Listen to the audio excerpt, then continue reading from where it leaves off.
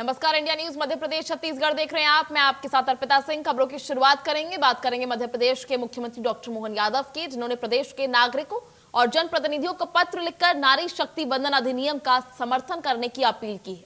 उन्होंने कहा कि यह अवसर किसी एक दल या व्यक्ति का नहीं, बल्कि माताओं, बहनों और आने वाली पीढ़ियों के उज्जवल भविष्य का है। डॉक्टर मोहन यादव ने कहा कि नारी शक्ति वंदन अधिनियम से वर्ष 2029 के लोकसभा और विधानसभा चुनाव में महिलाओं की भागीदारी सुनिश्चित होने से लोकतांत्रिक संस्थाओं में नई ऊर्जा आएगी, महिलाओं की प्रत्यक्ष भागीदारी बढ़ेगी और जन विश्वास मजबूत होगा।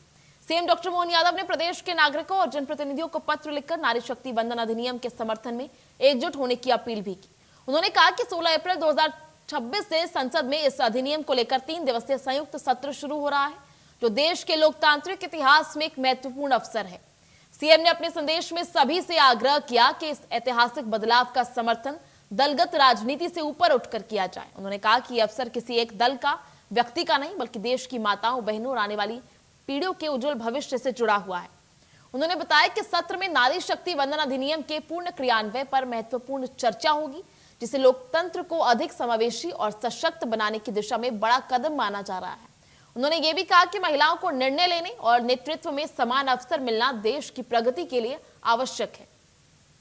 इसी के साथ सीएम ने प्रधानमंत्री नरेंद्र मोदी के नेतृत्व का उल्लेख करते हुए कहा कि विकसित भारत के संकल्प में महिलाओं की भूमिका अत्यंत महत्वपूर्ण है। मध्य प्रदेश को महिला सशक्तिकरण की मॉडल राज्य के रूप में बताते हुए उन्होंने कहा कि राज्य में लाडली बहन योजना और लाडली लक्ष्मी योजना के माध्यम से महिलाओं को आर्थिक रूप से आत्मनिर्भर बनाया जाता है, आत्मनिर्भर बनाया गया है और सशक्त बनाया गया। उन्होंने जानकारी दी कि अब तक प्रदेश की 1,25,00,000 से अधिक बहनों के खातों में लगभग 55,000 करोड़ रुपए की राशि अंतरित की जा चुकी है। साथ ही स्व सहायता के माध्यम से ग्रामीण अर्थव्यवस्था, महिलाओं की भागीदारी भी तेज बढ़ गई है।